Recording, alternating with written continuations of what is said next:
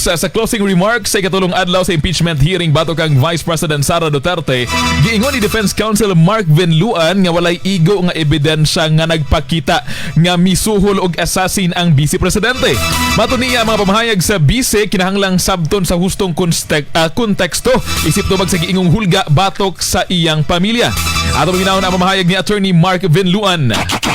Ang testimonya ni Kalilong, gaya ng iba pang ebidensya kuno ng prosecution, ay hindi sapat para patunayan ang paratang na ito.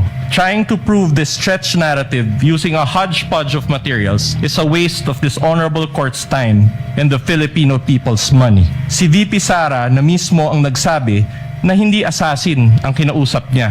This term only came from people who took her statements out of their proper context and tried to exaggerate them for what they really meant. Ipasiugaw sa niini nga mga aligasyon sa grave threats o inciting to sedition na dili mahimong basihan sa impeachment ubo sa konstitusyon. Giingon sa depensa nga ang mga pamahayag ni VP Sara nagpakita lamang sa iyang kabalaka alang sa iyang pamilya ug sa katawhan.